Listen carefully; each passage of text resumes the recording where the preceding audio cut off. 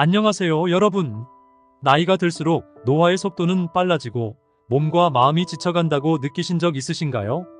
하지만 과학은 우리에게 그 흐름을 늦추는 방법을 제시하고 있습니다.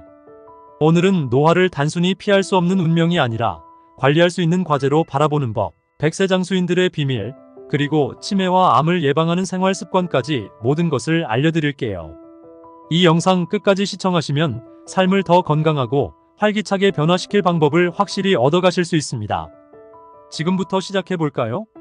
현대의 빠른 노화 속도에 대응하는 과학적 접근법으로 노화를 늦추는 방법입니다. 노화는 우리 모두가 겪게 되는 자연스러운 과정입니다. 하지만 현대 사회에서는 그 속도가 점점 빨라지고 있다는 느낌을 받는 사람들이 많습니다. 사람들은 스트레스, 불규칙한 생활 습관, 환경 오염, 잘못된 식습관 등으로 인해 몸과 마음이 쉽게 지치고 나이가 들수록 점점 더 빠르게 늙어가고 있다고 느끼곤 합니다. 그러나 다행히도 과학은 우리가 이러한 노화의 흐름을 늦출 수 있는 방법들을 제시하고 있습니다. 최근의 연구 결과들은 노화를 자연적인 운명이 아닌 조절 가능한 과정으로 바라보게 만들고 있습니다. 이렇듯 노화를 늦추는 과학에 대한 이야기는 단순히 건강관리의 차원을 넘어선 삶을 더욱 건강하고 활기차게 살아갈 수 있는 길을 제시합니다. 우리가 노화에 대해 이야기할 때 가장 먼저 생각나는 것은 무엇일까요? 주름, 힘 빠진 체력, 기억력 감퇴 또는 만성 질환일 수 있습니다. 그런데 이런 현상들이 모두 노화의 필연적인 결과일까요? 과학자들은 노화가 단순한 자연스러운 과정이 아니라 질병처럼 접근해 관리할 수 있다고 주장합니다. 이를 통해 우리는 노화의 속도를 늦추고 더 오래 활기차고 건강하게 살 수 있는 길을 찾을 수 있습니다.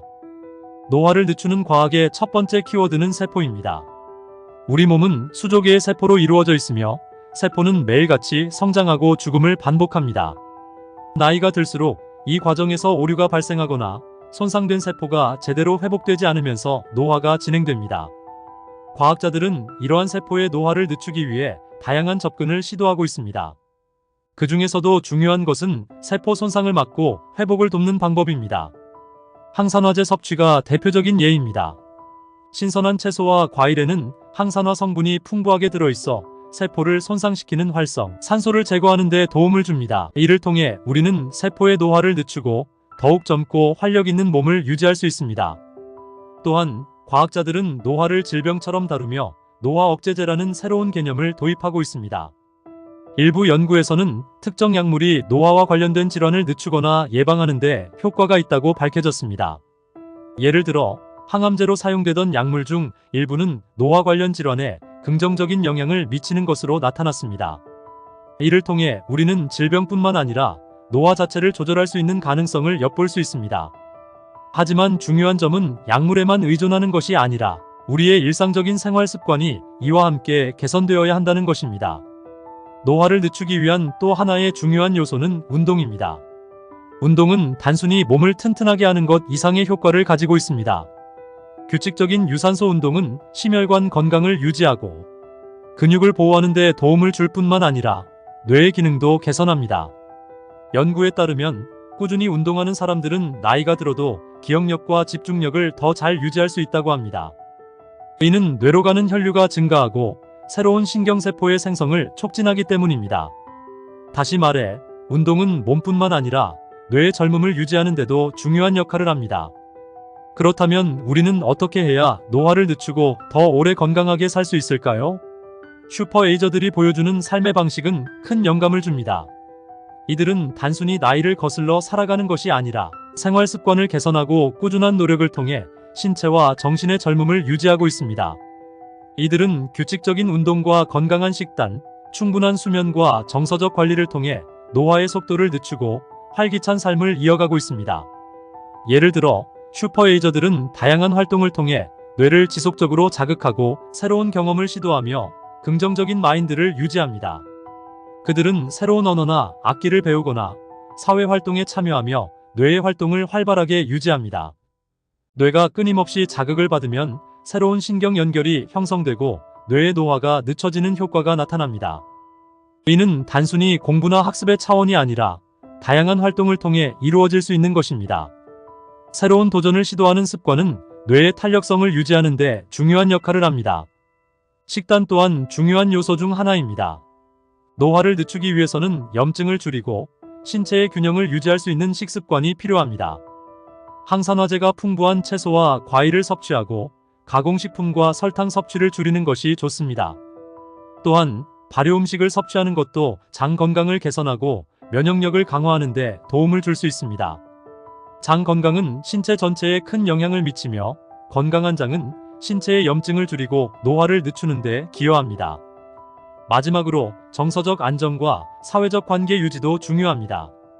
외로움은 신체와 정신 건강에 부정적인 영향을 미치며 노화를 가속화할 수 있습니다. 슈퍼에이저들은 주변 사람들과의 관계를 소중히 여기고 정서적인 지지를 받으며 활기찬 삶을 살아갑니다. 이러한 정서적 안정감은 스트레스를 줄이고 긍정적인 마음을 유지하는 데 중요한 역할을 합니다. 결론적으로 노화를 늦추는 과학은 단순히 신체적인 건강 관리에 그치지 않습니다. 이는 우리 일상의 작은 변화들, 지속적인 노력, 그리고 꾸준한 관리의 결과물입니다. 노화를 피할 수는 없지만 그 속도를 늦추고 삶의 질을 향상시키는 것은 우리의 선택에 달려 있습니다. 오늘부터라도 작은 습관 하나를 바꾸고 조금 더 건강한 삶을 향해 나아가 보세요. 노화는 더 이상 피할 수 없는 운명이 아닌 우리가 조절하고 관리할 수 있는 과정이 될 수 있습니다. 노화를 질병처럼 다루어 관리하고 예방할 수 있습니다. 노화를 단순히 시간의 흐름에 따라 자연스럽게 발생하는 현상으로만 여겨왔던 시각은 점점 변화하고 있습니다. 과학자들은 노화를 질병처럼 다루어야 한다고 주장합니다. 왜냐하면 노화는 신체의 모든 세포와 장기에 영향을 미쳐 질병을 유발하고 결국 인간의 수명을 단축시키는 주요 요인이기 때문입니다. 다시 말해, 노화는 단순히 늙어가는 것이 아니라 생명체의 다양한 문제를 일으키는 복합적인 질병에 더 가깝다는 것입니다. 노화가 질병이라는 개념은 다소 도발적으로 들릴 수 있지만 이를 깊이 들여다보면 그 타당성을 확인할 수 있습니다. 우선 노화는 신체적, 정신적 기능의 점진적 저하를 초래합니다. 피부의 주름부터 시작해 뼈가 약해지고 면역력이 떨어지며 기억력과 인지 능력이 감퇴하는 등 다양한 변화가 일어납니다. 이런 변화들은 대부분 특정한 질병으로 연결되곤 합니다. 예를 들어 뼈가 약해지는 골다공증은 노화와 깊은 연관이 있으며 치매 또한 나이가 들면서 뇌세포가 손상되고 기능이 저하되면서 발생합니다. 이러한 관점에서 노화를 질병으로 본다면 우리는 이를 늦추거나 관리하는 데 더 집중할 수 있습니다. 그렇다면 노화가 어떻게 질병처럼 작용하는지 구체적으로 살펴보겠습니다. 우리 몸은 끊임없이 새로운 세포를 생성하고 오래된 세포를 제거하며 균형을 유지합니다. 하지만 나이가 들면서 이러한 과정에 점차 오류가 발생합니다. 세포의 손상과 복구 과정이 제대로 이루어지지 않으면서 노화의 징후가 나타납니다. 예를 들어 신체 내에서 활성산소가 과도하게 생성되면 세포가 손상되고 이것이 만성염증으로 이어져 다양한 질병을 유발할 수 있습니다. 노화로 인해 염증 수치가 높아지면 면역 체계가 약해지고 심장병, 당뇨병, 암 등 심각한 질병에 걸릴 확률도 증가합니다.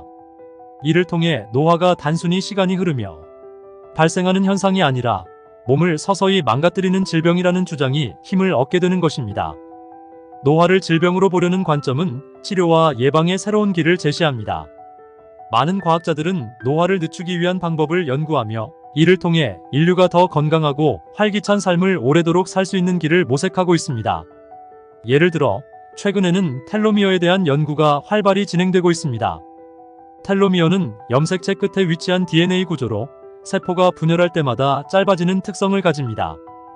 텔로미어가 짧아지면 세포가 더 이상 분열하지 못하고 죽음에 이르게 됩니다. 이는 노화와 연관이 있으며 텔로미어 길이를 유지하거나 늘리는 방법이 노화를 늦추는 데 중요한 역할을 할 수 있습니다.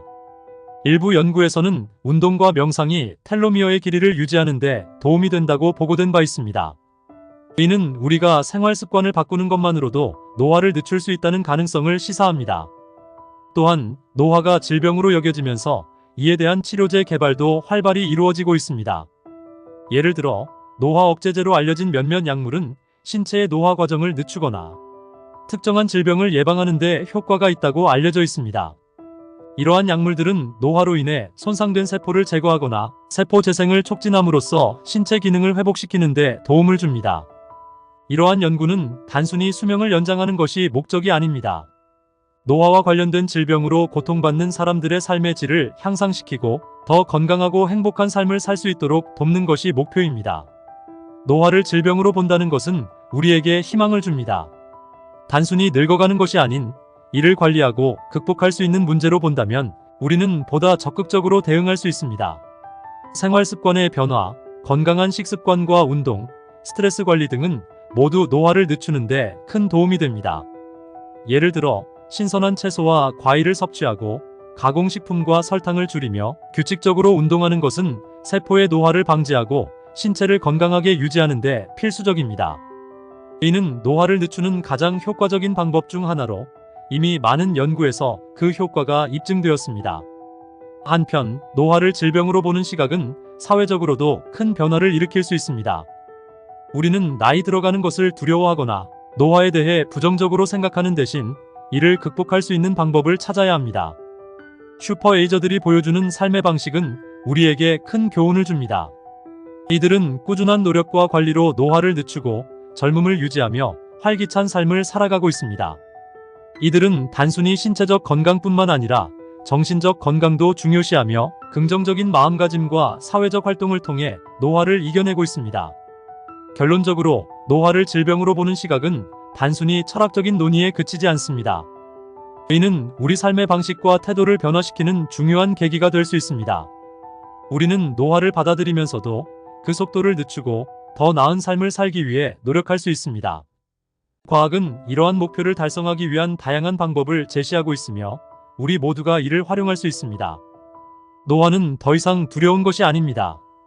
우리가 적극적으로 관리하고 극복할 수 있는 과정이자 질병으로 여겨지며 우리의 삶을 더 건강하고 풍요롭게 만드는 데 중요한 역할을 할 것입니다. 항암제가 치매 증상을 되돌릴 수 있는 새로운 가능성을 보여줍니다. 치매는 많은 사람들에게 두려운 질병으로 여겨집니다. 나이가 들면서 점차 기억을 잃고 사랑하는 사람조차 알아보지 못하게 되는 치매는 가족과 환자에게 깊은 고통을 안겨줍니다. 그런데 최근 과학계에서는 치매를 되돌릴 가능성이 있는 한 가지 흥미로운 발견이 큰 주목을 받고 있습니다. 바로 항암제의 새로운 효과에 대한 이야기입니다. 항암제가 단순히 암을 치료하는 데 그치지 않고 치매를 되돌리는데도 긍정적인 영향을 미칠 수 있다는 소식은 많은 사람들에게 희망의 빛을 선사하고 있습니다. 이 흥미로운 발견은 과학자들의 우연한 발견에서 시작되었습니다. 암을 치료하는 과정에서 사용되던 특정 항암제가 치매 증상을 개선시킬 수 있다는 신호가 포착된 것입니다. 처음에는 단순한 우연으로 여겨졌지만 점차 많은 연구를 통해 이 항암제가 뇌의 특정 단백질과 상호작용하면서 치매 증상을 완화시키는데 도움을 줄 수 있다는 사실이 밝혀졌습니다. 그렇다면 이 과정이 어떻게 이루어졌는지 더 깊이 살펴보겠습니다. 치매의 주된 원인 중 하나는 뇌에 축적되는 아밀로이드 베타와 타우 단백질입니다. 이러한 단백질이 뇌에 축적되면 신경세포가 손상되고 결국 치매가 발병하게 됩니다. 항암제의 새로운 효과는 바로 이 단백질들을 제거하거나 억제하는 데 큰 역할을 한다는 데 있습니다. 암세포는 빠르게 증식하는 특성을 지니고 있습니다. 항암제는 이러한 세포를 억제하기 위해 신체의 특정 경로를 차단하거나 변화시킵니다. 흥미롭게도 이 과정에서 치매의 주요 원인이 되는 단백질 역시 항암제의 타겟이 될 수 있음을 발견한 것입니다. 실제로 여러 동물 실험과 임상 시험을 통해 항암제가 치매 환자에게서 나타나는 특정 증상을 완화하는 데 긍정적인 결과를 보였습니다. 일부 환자들은 항암제 치료를 받은 후 기억력과 인지 능력이 개선되었으며 뇌 영상에서도 긍정적인 변화를 보였습니다. 물론 이 효과가 모든 치매 환자에게 적용되는 것은 아니며 연구는 여전히 초기 단계에 있습니다. 하지만 이 발견은 치매 치료의 가능성을 새로운 차원으로 끌어올리는 중요한 계기가 되고 있습니다. 항암제가 치매에 미치는 긍정적인 효과는 다양한 연구에서 확인되고 있습니다. 일부 연구에 따르면 항암제가 뇌의 염증을 줄이는데도 중요한 역할을 할 수 있습니다. 염증은 뇌 손상의 주요 원인 중 하나로 지목되며 치매의 진행을 가속화하는 요인입니다. 항암제가 염증을 억제함으로써 뇌의 손상을 늦추거나 되돌릴 수 있다는 가설이 나오면서 많은 과학자들이 이에 주목하고 있습니다. 이와 같은 발견은 항암제가 단순히 암 치료에 국한되지 않고 뇌 건강을 회복하는 데도 잠재적인 효과가 있음을 보여줍니다. 항암제를 통해 치매를 되돌릴 가능성은 단순히 과학적 호기심을 넘어 환자와 가족들에게 큰 희망을 주는 이유가 됩니다. 현재 치매는 완치가 어려운 질병으로 여겨지지만 이러한 새로운 치료법이 개발된다면 치매의 진행을 늦추거나 심지어 증상을 되돌릴 수도 있는 가능성이 열리게 됩니다. 물론 이러한 치료법이 현실적으로 적용되기까지는 많은 연구와 실험이 필요합니다. 그러나 이미 이러한 가능성이 제시되었다는 점만으로도 치매 연구는 새로운 국면에 접어들고 있습니다. 또한 항암제가 치매 치료에 사용될 경우 그 안전성과 부작용에 대한 문제도 함께 고려해야 합니다. 항암제는 강력한 약물이기 때문에 신체에 다양한 부작용을 일으킬 수 있습니다. 따라서 이를 치매 환자에게 적용할 때는 신중한 접근이 필요합니다. 연구자들은 현재 항암제의 효과를 최대한 활용하면서도 부작용을 최소화할 수 있는 새로운 방법들을 모색하고 있습니다. 예를 들어 항암제의 용량을 조절하거나 특정 환자군에만 사용되는 맞춤형 치료법을 개발하는 방향으로 연구가 진행되고 있습니다. 이처럼 항암제를 이용한 치매 치료 연구는 그 자체로도 흥미롭지만 더 큰 의의를 지니고 있습니다. 이는 우리가 기존의 치료법에 대한 새로운 가능성을 탐색하고 전혀 예상치 못한 영역에서 해결책을 찾을 수 있다는 사실을 보여줍니다. 과학은 항상 이렇게 예상치 못한 곳에서 혁신을 이끌어내곤 합니다. 치매와 항암제를 연결하는 발상은 바로 그러한 혁신의 사례 중 하나입니다. 앞으로의 연구와 개발을 통해 우리는 치매를 극복할 수 있는 더 많은 방법을 찾아낼 수 있을 것입니다. 항암제를 활용한 치료법이 그중 하나가 될 가능성은 충분히 있습니다.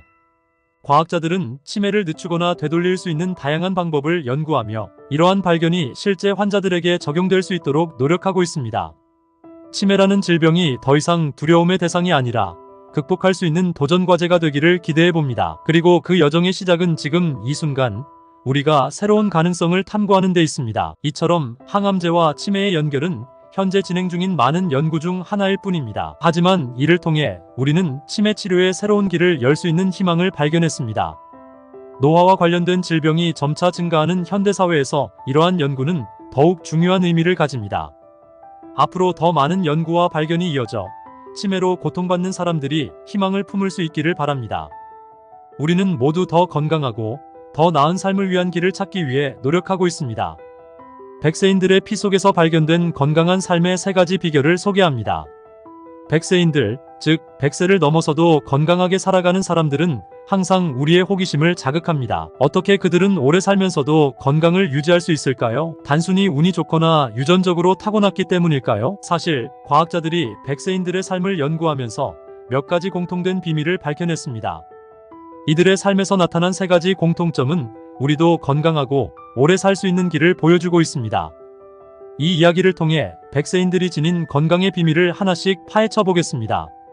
첫 번째 공통점은 바로 균형 잡힌 식습관입니다. 백세인들의 식단은 다양하고 균형 잡힌 식사로 가득 차 있습니다. 대부분의 백세인들은 과일, 채소, 견과류, 통곡물, 생선을 주로 섭취하며 가공된 음식이나 지나친 당류는 피하는 경향이 있습니다. 이들은 자연 그대로의 음식을 선호하며 음식 자체의 맛을 즐깁니다. 예를 들어 일본 오키나와 지역의 백세인들은 다양한 채소와 해산물, 두부, 그리고 소량의 육류를 섭취하는 식단으로 유명합니다. 이 식단은 항산화 성분과 영양소가 풍부하여 노화를 늦추고 신체 건강을 유지하는 데 도움을 줍니다. 오키나와 주민들은 하라 하치부라는 원칙을 따르는데 이는 배가 80% 정도 찰 때 식사를 멈추는 습관을 의미합니다. 과식하지 않고 적당한 양을 섭취함으로써 소화기관의 부담을 줄이고 장기적으로 건강을 유지하는 비결이 됩니다. 또한 지중해 지역의 백세인들은 올리브 오일, 생선, 채소, 적당한 와인 등을 섭취하는 식단으로 주목받고 있습니다. 지중해식 식단은 심장 건강에 좋고 염증을 줄이는 데 효과적이라는 연구 결과가 많습니다. 이런 식습관은 단순히 특정 음식을 피하는 것이 아니라 다양한 영양소를 고루 섭취하며 몸을 건강하게 유지하는 데 중점을 둡니다. 백세인들의 식습관은 무리한 다이어트나 극단적인 방식과는 거리가 멉니다. 그들은 지속 가능하며 즐길 수 있는 방식으로 음식을 섭취하고 있습니다. 이는 우리에게도 중요한 교훈이 됩니다. 건강하게 오래 살기 위해서 중요한 것은 무리한 조절이 아니라 균형을 유지하며 꾸준히 실천하는 것입니다. 두 번째 공통점은 규칙적인 신체 활동입니다. 백세인들은 나이가 많아도 신체적으로 활동적인 삶을 유지하고 있습니다. 운동은 단순히 체력을 유지하는 것이 아니라 뇌 건강과 정신적 안정에도 중요한 역할을 합니다. 백세인들은 대체로 걷기, 정원 가꾸기, 가벼운 등산 등 일상 속에서 자연스럽게 몸을 움직이는 활동을 즐깁니다. 예를 들어 이탈리아의 사르데냐 지역의 백세인들은 언덕이 많은 마을에서 매일 걷는 것을 생활화합니다. 이들은 걷기를 통해 심혈관 건강을 유지하며 근육과 뼈의 밀도를 보존하고 있습니다. 규칙적인 운동은 면역력을 강화하고 노화를 늦추는 데 중요한 역할을 합니다. 운동을 통해 혈액순환이 원활해지면 뇌로 가는 산소와 영양소 공급도 촉진됩니다. 실제로 운동은 치매 예방에도 큰 효과가 있습니다. 백세인들은 운동을 강도 높게 하기보다는 꾸준히 일상 속에서 실천합니다. 그들은 운동은 삶의 일부라는 태도로 몸을 움직이며 이는 신체와 정신 모두에 긍정적인 영향을 미칩니다. 규칙적인 신체 활동은 단순히 체력을 유지하는 것을 넘어 스트레스를 해소하고 정신적 건강을 지키는 데도 효과적입니다. 마지막으로 세 번째 공통점은 사회적 관계와 정서적 안정입니다. 백세인들은 가족, 친구, 지역사회와의 연결을 통해 정서적인 안정을 유지합니다. 이들은 긍정적인 태도로 삶을 바라보며 주변 사람들과의 소통을 중요시합니다.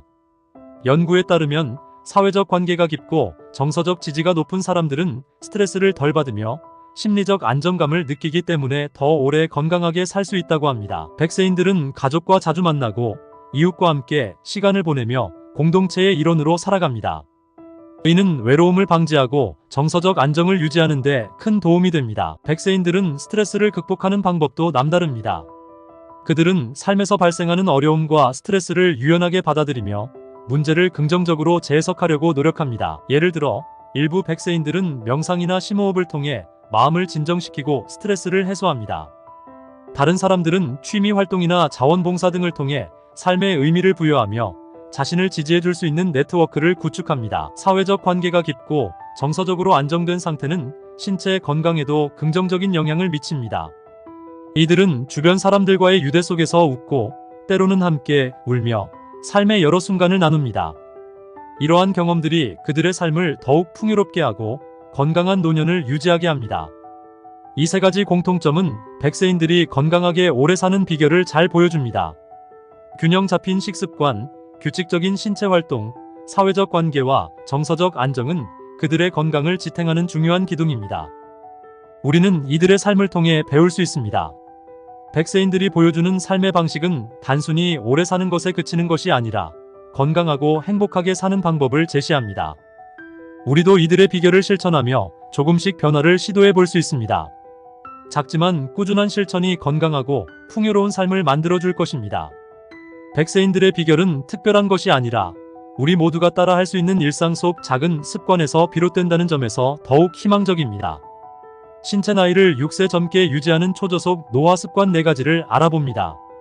신체 나이를 6세나 젊게 유지할 수 있는 비결이 있다고 한다면 누구든 관심을 가질 만한 이야기일 것입니다. 나이가 들수록 우리는 자연스럽게 신체적 변화와 노화의 흔적을 경험하게 됩니다. 하지만 놀랍게도 몇 가지 작은 생활 습관을 통해 이러한 노화의 속도를 늦추고 심지어 신체 나이를 더 젊게 유지할 수 있다고 합니다. 오늘은 초저속 노화를 가능하게 하는 4가지 주요 습관에 대해 이야기해 보겠습니다. 이 습관들은 과학적으로도 그 효과가 입증된 바 있으며 실천하기 어렵지 않아 누구나 일상에서 적용할 수 있습니다. 첫 번째 습관은 바로 규칙적인 운동입니다. 운동은 단순히 체력을 유지하는 것 이상의 가치를 지닙니다. 규칙적인 신체 활동은 근육을 강화하고 심혈관 건강을 증진시키며 면역력을 높이는 데 매우 중요한 역할을 합니다. 무엇보다도 운동은 노화와 함께 오는 신체 기능 저하를 막아주는 강력한 도구입니다. 운동을 통해 혈액순환이 원활해지면 세포에 필요한 산소와 영양분이 충분히 공급되어 신체의 회복력이 향상됩니다. 특히 걷기와 같은 유산소 운동은 심장을 건강하게 유지하고 체중 관리에 도움을 주며 노화를 늦추는 데 효과적입니다. 예를 들어 하루 30분간 빠르게 걷는 습관만으로도 심혈관 질환의 위험을 크게 줄일 수 있습니다. 그뿐만 아니라 운동은 정신 건강에도 긍정적인 영향을 미칩니다. 운동을 통해 스트레스가 해소되고 기분이 좋아지며 뇌의 기능도 활성화됩니다. 두 번째 습관은 건강한 식단입니다. 먹는 것이 바로 우리의 몸을 만든다고 해도 과언이 아닙니다. 초저속 노화를 유지하기 위해서는 균형 잡힌 영양 섭취가 필수입니다. 과일, 채소, 통곡물, 견과류, 생선 등을 골고루 섭취하는 것이 좋습니다. 특히 항산화 성분이 풍부한 음식들은 노화를 늦추는데 중요한 역할을 합니다. 항산화제는 체내에 있는 유해산소를 제거하여 세포 손상을 방지하고 염증을 줄여줍니다. 예를 들어 블루베리, 브로콜리, 녹차 등은 항산화제가 풍부해 피부와 신체의 노화를 늦추는데 효과적입니다. 반면 가공식품이나 지나친 당분 섭취는 피하는 것이 좋습니다. 이러한 음식들은 체내 염증을 유발하고 노화를 가속화할 수 있습니다. 따라서 자연 그대로의 음식을 섭취하며 식단의 균형을 유지하는 것이 중요합니다. 세 번째 습관은 충분한 수면입니다. 현대인들은 바쁜 일상 속에서 수면을 소홀히 여기는 경우가 많습니다. 하지만 수면은 우리 몸과 뇌가 재충전되는 중요한 시간입니다. 수면 중에는 신체가 손상된 세포를 복구하고 뇌가 하루 동안 쌓인 정보를 정리하며 호르몬 균형을 유지합니다. 수면이 부족하면 면역력이 약해지고 신체 기능이 저하되며 심지어 노화가 가속화될 수 있습니다. 연구에 따르면 성인은 하루 평균 7시간에서 8시간의 충분한 수면을 취하는 것이 건강에 가장 좋다고 합니다. 또한 수면의 질도 중요합니다. 깊고 편안한 수면을 위해 규칙적인 수면 습관을 유지하고 잠들기 전에는 스마트폰이나 전자기기 사용을 줄이는 것이 좋습니다. 따뜻한 목욕이나 명상을 통해 몸과 마음을 이완시키면 수면의 질을 높이는 데 도움이 됩니다. 마지막 네 번째 습관은 스트레스 관리입니다. 스트레스는 현대인의 만성질환과 노화의 주요 원인 중 하나로 꼽힙니다. 지나친 스트레스는 신체에 염증을 일으키고 면역력을 저하시킵니다. 장기적으로 스트레스가 쌓이면 심장병, 당뇨병, 우울증 등의 다양한 질환으로 이어질 수 있으며 노화를 가속화시킬 수 있습니다. 그렇다면 어떻게 스트레스를 효과적으로 관리할 수 있을까요? 명상, 요가, 심호흡 등의 이완 기법을 통해 스트레스를 줄일 수 있습니다. 또한 가족이나 친구들과의 소통도 스트레스를 해소하는 데 큰 도움이 됩니다. 때로는 자연 속에서 산책을 하거나 취미 생활에 몰두하는 것도 좋은 방법입니다. 중요한 것은 자신만의 스트레스 해소법을 찾고 이를 꾸준히 실천하는 것입니다. 스트레스를 잘 관리하면 몸과 마음이 안정되고 신체 기능이 정상적으로 유지되며 노화 속도를 늦출 수 있습니다. 이 네 가지 습관은 각각의 효과를 지니고 있지만 서로 시너지 효과를 발휘할 때 더욱 강력한 결과를 가져옵니다. 규칙적인 운동을 통해 몸을 움직이고 균형 잡힌 식단으로 영양을 보충하며 충분한 수면으로 재충전하고 스트레스를 잘 관리하면 신체 나이를 젊게 유지할 수 있습니다. 이 습관들은 단순히 노화를 늦추는 것에 그치지 않고 전반적인 삶의 질을 향상시키는 데도 중요한 역할을 합니다. 누구나 쉽게 시작할 수 있는 작은 변화지만 꾸준히 실천하면 그 효과는 분명하게 나타날 것입니다. 오늘부터라도 이 습관들을 하나씩 일상에 도입해 보세요. 작은 변화가 쌓이면 큰 변화를 만들어낼 수 있습니다. 건강하고 활기찬 삶을 유지하는 것은 누구나 가질 수 있는 권리이며 그 길은 바로 우리의 습관 속에 있습니다. 조용히 수명을 단축할 수 있는 저탄수화물 고단백 식단의 위험성을 조명합니다. 저탄고단 식단이 한때 건강식의 대명사처럼 불리며 많은 사람들에게 주목받았던 시절이 있었습니다. 탄수화물을 줄이고 단백질을 늘리면 체중이 빠지고 건강이 개선된다는 이야기는 매력적으로 들리죠. 하지만 이 식단이 정말로 장기적으로 건강에 이로운지, 혹시 우리가 간과하고 있는 부분은 없는지에 대해서는 다시 한번 고민해 볼 필요가 있습니다. 놀랍게도 저탄고단 식단이 소리 없이 수명을 줄이는 요인으로 작용할 수 있다는 점을 알고 계셨나요? 오늘은 이 식단이 어떻게 우리의 몸에 미치는 영향을 다각도로 살펴보고자 합니다. 먼저 저탄고단 식단의 기본 개념을 이해해 봅시다. 저탄고단은 탄수화물 섭취를 크게 줄이고 단백질과 지방 섭취를 상대적으로 높이는 식단을 말합니다. 이 식단이 인기를 얻은 배경에는 탄수화물이 비만과 혈당 급증에 영향을 미친다는 인식이 있습니다. 실제로 저탄고단 식단을 처음 시작하면 체중이 급격히 줄어드는 것을 경험하는 사람들이 많습니다. 이는 주로 체내에 저장된 탄수화물 글리코겐이 물과 함께 빠져나가기 때문입니다. 그래서 초기에는 체중 감량 효과가 두드러지게 나타나죠. 하지만 문제는 이 초기 효과가 영구적이지 않다는 데 있습니다. 저탄고단 식단을 장기적으로 유지하는 사람들에게 나타나는 부작용 중 하나는 심혈관 건강의 악화입니다. 탄수화물을 극도로 줄이고 대신 지방과 단백질을 과도하게 섭취하면 포화지방의 섭취량이 급증하게 됩니다. 포화지방은 혈중 콜레스테롤 수치를 높이고 동맥경화를 유발할 수 있습니다. 실제로 여러 연구에서 저탄고단 식단을 오랜 기간 유지하는 사람들 중 일부는 심장병 발병 위험이 높아지는 것을 보였습니다. 우리의 몸은 다양한 영양소가 균형을 이뤄야 건강을 유지할 수 있는데 저탄고단 식단은 이러한 균형을 깨뜨릴 가능성이 있습니다. 이뿐만 아니라 저탄고단 식단이 소리 없이 우리 몸에 악영향을 미치는 또 다른 이유는 섬유소 결핍에 있습니다. 탄수화물을 줄이면서 주로 섭취를 피하는 음식 중에는 곡물, 과일, 채소 등이 포함됩니다. 이들은 모두 식이섬유가 풍부한 식품들입니다.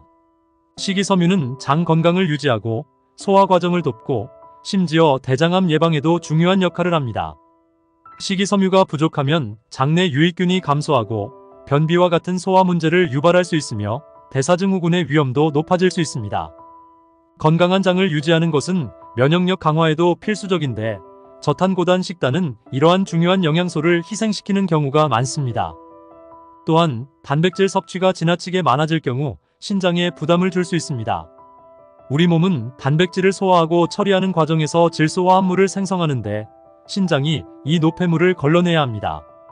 단기적으로는 큰 문제가 없을 수 있지만 장기적으로 단백질 과다 섭취는 신장의 과부하를 일으킬 수 있습니다. 특히 신장이 약한 사람들에게는 위험할 수 있죠. 저탄고단 식단을 따르는 많은 사람들은 체중 감량에만 초점을 맞추다 보니 이런 신장 부담 문제를 간과하기 쉽습니다. 게다가 저탄고단 식단이 우리 정신 건강에도 영향을 미칠 수 있다는 사실을 아시나요? 탄수화물은 세로토닌이라는 행복 호르몬의 분비에 중요한 역할을 합니다. 탄수화물 섭취를 지나치게 제한하면 세로토닌 분비가 감소해 우울감을 느끼거나 기분 변화를 겪을 수 있습니다. 식단을 통해 신체적으로는 건강해 보일 수 있지만 심리적으로는 피로와 우울감, 스트레스를 호소하는 사람들이 적지 않습니다. 식이요법이 몸과 마음 모두를 고려하지 않는다면 장기적으로 문제가 될 수밖에 없습니다. 저탄고단 식단이 암 발생 위험과 관련이 있다는 주장도 있습니다. 연구에 따르면 고기 중심의 식단을 오래 유지할 경우 대장암과 같은 특정암의 위험이 증가할 수 있다는 데이터가 있습니다. 육류 섭취가 많은 식단은 대사 과정에서 특정 발암물질이 생성될 수 있으며 장내 미생물의 구성도 부정적인 변화를 겪을 수 있습니다. 반대로 식물성 식품이 풍부한 식단은 항산화제와 항염 성분이 풍부하여 암 예방에 긍정적인 영향을 미친다는 연구 결과가 많습니다. 그렇다면 저탄고단 식단을 지향해야만 할까요? 반드시 그렇지는 않습니다. 중요한 것은 균형입니다. 탄수화물을 무조건 배척하는 대신 복합 탄수화물을 적절히 섭취하는 것이 좋습니다. 정제된 탄수화물 대신 통곡물, 과일, 채소와 같은 복합 탄수화물을 선택하면 혈당 관리에도 도움이 되고 건강한 에너지를 공급받을 수 있습니다. 또한 단백질 역시 식물성 단백질과 동물성 단백질을 균형 있게 섭취하여 신체에 필요한 영양소를 충분히 공급하는 것이 중요합니다. 저탄고단 식단을 시도할 때는 자신에게 맞는 방식으로 조절하고 신체 상태를 주기적으로 점검하는 것이 필수적입니다. 결론적으로 저탄고단 식단은 단기적으로는 체중 감량이나 특정 건강 개선에 도움을 줄 수 있지만 장기적인 관점에서 보면 여러 가지 부작용과 위험 요인이 존재합니다. 무엇보다 중요한 것은 균형 잡힌 식단을 통해 신체와 정신의 건강을 함께 돌보는 것입니다. 우리 몸은 복잡하고 정교한 시스템으로 이루어져 있으며 단일 식단이 모든 문제를 해결할 수는 없습니다. 섬세하게 자신의 몸을 이해하고 필요에 따라 유연하게 식단을 조절하는 것이야말로 건강을 지키는 최선의 방법입니다. 특정 식품은 암과 치매 발병 위험을 높일 수 있습니다. 치매와 암을 부르는 악마의 식품이라는 표현은 다소 과격하게 들릴 수도 있지만 우리가 일상적으로 소비하는 음식들 가운데 장기적으로 우리의 건강에 치명적인 영향을 미칠 수 있는 것들이 있습니다. 현대인의 식탁에서 흔히 찾아볼 수 있는 이러한 식품들이 치매와 암의 위험을 높이는 방식은 과학적으로도 점차 밝혀지고 있으며 이에 대한 경각심을 가지는 것은 매우 중요합니다. 지금부터 이 악마의 식품들이 어떤 메커니즘을 통해 건강을 해치고 이를 어떻게 피할 수 있는지에 대해 이야기를 풀어보겠습니다. 먼저 대표적인 위험식품군으로 지목되는 것은 바로 초가공식품입니다. 초가공식품이란 공장에서 인위적으로 가공되고 다양한 인공 첨가물과 보존제가 들어간 식품들을 말합니다. 예를 들어 즉석라면, 가공육, 칩스, 달콤한 시리얼, 탄산음료 등이 여기에 포함됩니다. 이러한 음식들은 우리에게 즉각적인 맛과 만족감을 주지만 동시에 우리의 몸에 큰 부담을 줍니다. 연구에 따르면 초가공식품을 과다 섭취하는 사람들은 치매와 암에 걸릴 위험이 크게 높아진다고 합니다. 초가공식품의 가장 큰 문제는 첨가된 설탕과 나트륨의 과도한 양입니다. 설탕은 혈당을 급격히 상승시키고 인슐린 저항성을 유발하여 당뇨병의 위험을 높입니다. 당뇨병은 뇌의 혈관 건강에도 나쁜 영향을 미쳐 치매의 발병을 가속화할 수 있습니다. 또한 설탕은 뇌에 염증을 일으키고 기억력과 집중력을 저하시킬 수 있다는 연구 결과가 있습니다. 달콤한 맛을 내기 위해 과도한 설탕을 첨가한 음료나 간식을 즐기는 습관은 장기적으로 뇌 건강에 치명적인 결과를 초래할 수 있죠. 한 연구에서는 초가공식품을 많이 섭취한 사람들이 뇌 기능 저하를 더 빠르게 경험했다는 결과도 발표되었습니다. 나트륨 역시 문제입니다. 과도한 나트륨 섭취는 고혈압을 유발하고 심혈관 질환의 위험을 높입니다. 이는 뇌혈관에도 영향을 미쳐 치매로 이어질 수 있습니다. 특히 고염식품은 중독성을 가지기 쉽기 때문에 우리로 하여금 더 많은 양을 섭취하게 만듭니다. 맛있는 음식이지만 지나치게 짠 음식은 건강을 해치고 결국 우리의 뇌를 서서히 손상시킬 수 있습니다. 다음으로 주목해야 할 악마의 식품은 가공육입니다. 가공육은 소시지, 햄, 베이컨, 소금에 절인 고기 등으로 저장성을 높이기 위해 다양한 보존제와 발색제가 들어갑니다. 세계보건기구 WHO는 가공육을 1군 발암물질로 분류했습니다. 이는 흡연과 마찬가지로 암을 유발할 수 있는 위험 요소로 인식되고 있다는 뜻입니다. 가공육 섭취가 암과 관련이 있는 이유는 조리 과정에서 생성되는 발암물질 때문입니다.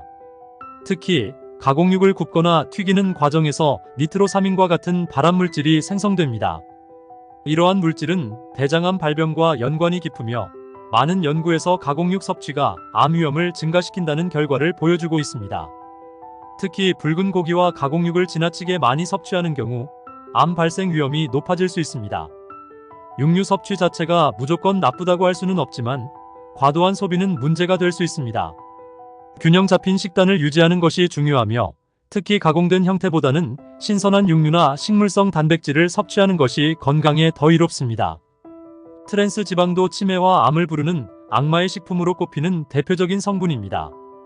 트랜스 지방은 인공적으로 식물성 기름을 경화시켜 만들어지며 주로 마가린, 일부 베이커리 제품, 프라이드 음식 등에 사용됩니다. 트랜스 지방은 우리 몸에서 염증을 일으키고 혈관을 막아 심장 질환의 위험을 증가시키는 것으로 알려져 있습니다. 또한 뇌의 노화 속도를 촉진시키고 치매 위험을 높인다는 연구 결과도 있습니다. 트랜스 지방은 오래된 지방 형태로 우리가 섭취할 경우 몸에서 분해되기 어렵고 건강에 해로운 결과를 초래할 수 있습니다. 이제 더 깊이 들어가 보겠습니다. 일반적인 설탕과 나트륨, 트랜스 지방 외에도 일부 음료와 스낵류에 포함된 인공 감미료나 색소들도 문제가 될 수 있습니다. 인공 감미료는 칼로리를 줄이기 위해 사용되지만 장기적으로는 뇌에 부정적인 영향을 미칠 수 있다는 연구가 나오고 있습니다. 일부 연구에서는 인공 감미료가 뇌 신호 전달 체계에 악영향을 미쳐 치매와 관련된 문제를 유발할 가능성을 제기하고 있습니다. 결국 이러한 악마의 식품들이 우리의 건강을 서서히 갉아먹는 것은 당장 눈에 보이지 않기 때문에 더 위험합니다.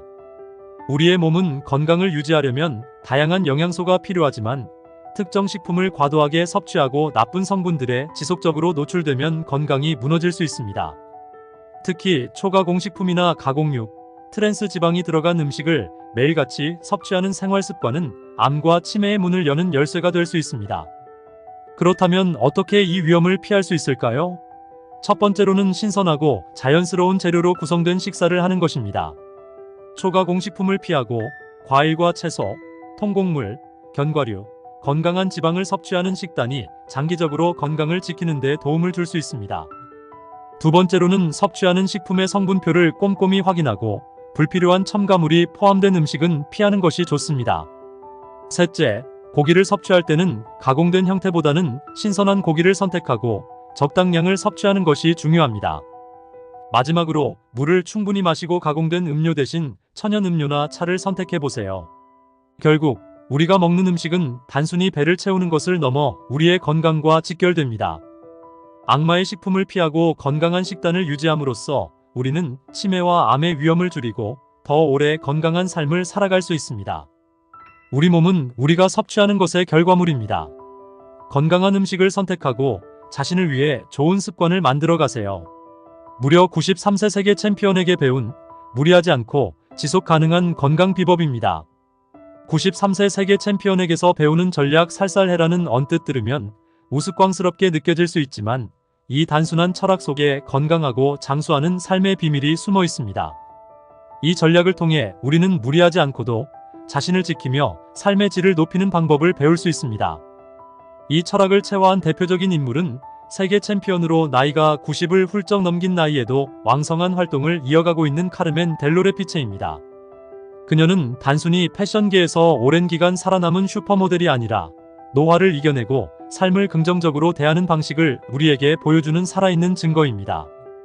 카르멘 델로레피체의 삶은 살살해라는 철학과 맞닿아 있습니다. 그녀는 1931년에 태어나 2024년 기준으로 만 93세가 되었지만 여전히 활기차게 모델 활동을 이어가고 있습니다. 세계의 다양한 잡지와 패션쇼에서 그녀는 나이를 무색해하는 모습으로 등장하며 많은 사람들에게 영감을 주고 있습니다. 그렇다면 그녀가 이토록 오랜 기간 동안 건강하게 그리고 아름답게 활동할 수 있었던 비결은 무엇일까요? 가장 중요한 점은 그녀가 모든 일을 무리하지 않고 자신의 페이스를 유지했다는 것입니다. 무리해서 몸과 마음에 부담을 주기보다는 자신의 한계를 정확히 알고 그것을 인정하며 천천히 나아가는 방식이 그녀의 삶의 철학입니다. 일상에서 너무 급하게 모든 것을 완벽히 해내려는 태도는 오히려 스트레스를 주고 건강을 해칩니다. 그녀는 무엇이든 지나치게 애쓰지 말고 삶을 천천히 즐기면서 나아가라고 강조합니다. 이 살살이라는 태도는 그녀가 오랜 세월 동안 건강을 유지하며 살아갈 수 있도록 돕는 가장 큰 원동력이 되었습니다. 현대 사회는 빠르게 움직이는 삶의 속도를 요구합니다. 하루 24시간이 부족하다고 느끼는 사람들이 많습니다. 하지만 델로레피체는 다릅니다. 그녀는 중요한 일이 있을 때도 서두르지 않고 자신이 할 수 있는 만큼 최선을 다하는 데 초점을 맞춥니다. 이로 인해 그녀는 스트레스를 적게 받고 자신만의 속도로 일을 처리할 수 있습니다.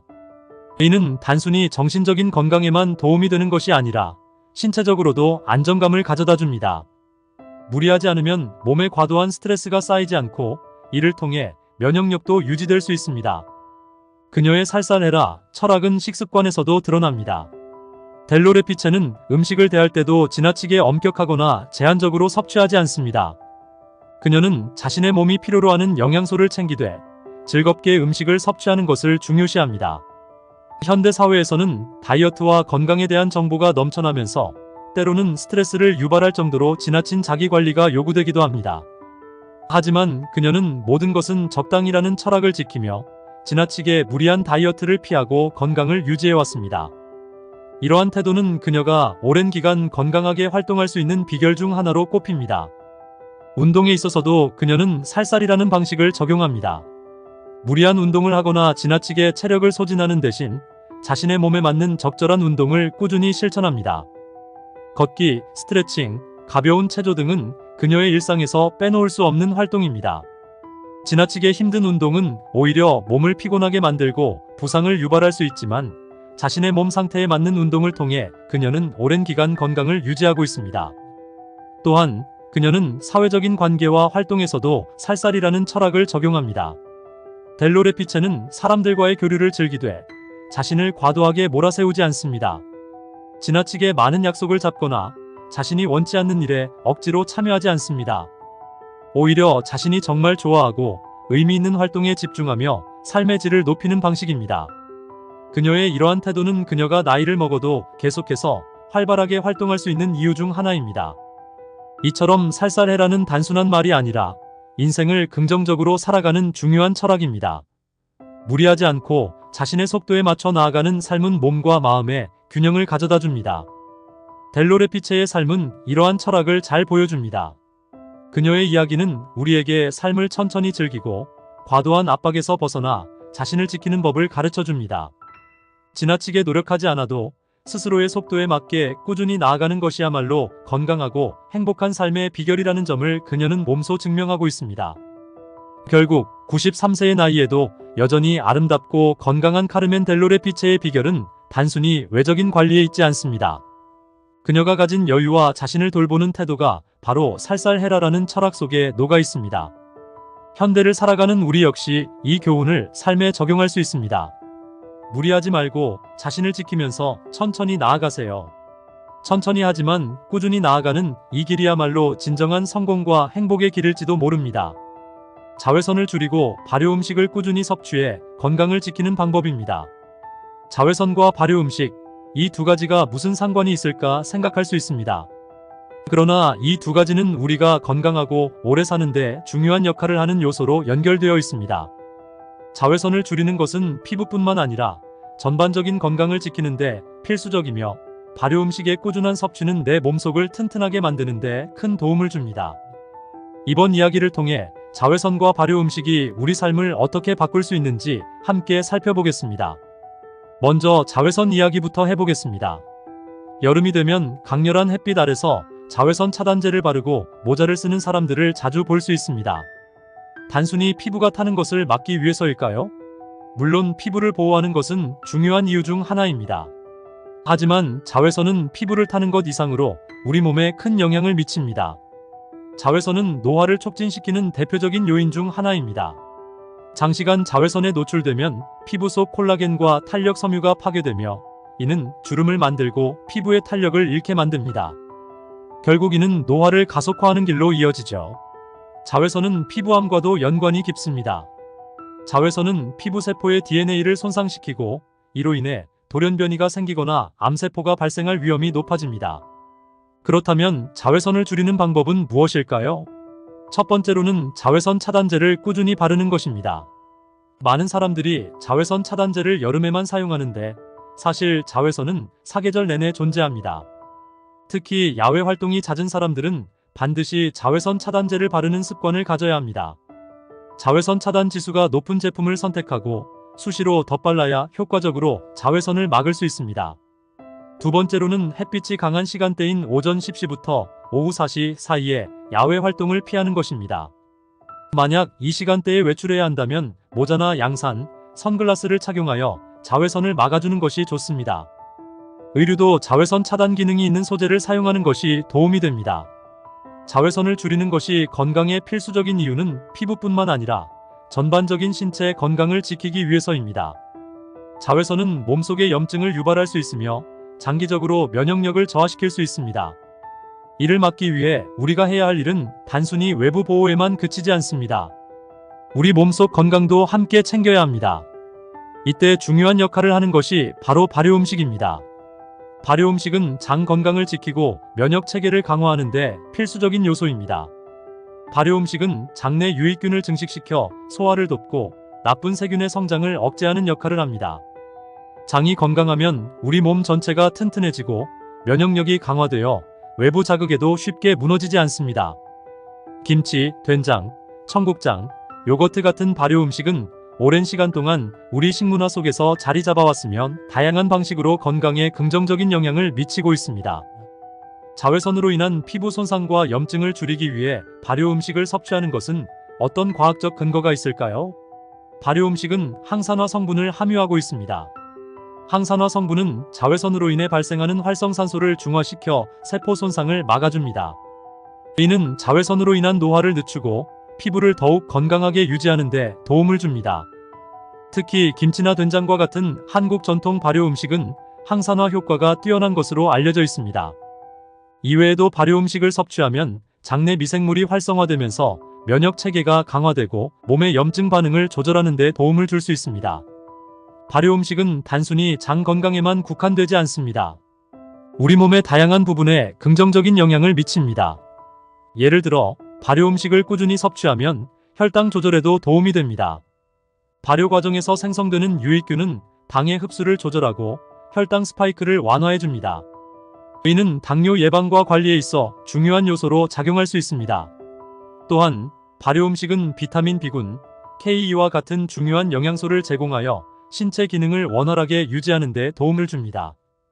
발효 음식을 섭취하는 것은 단순히 건강을 유지하는 데에 그치지 않고 우리 생활의 질을 높이는 데도 중요한 역할을 합니다.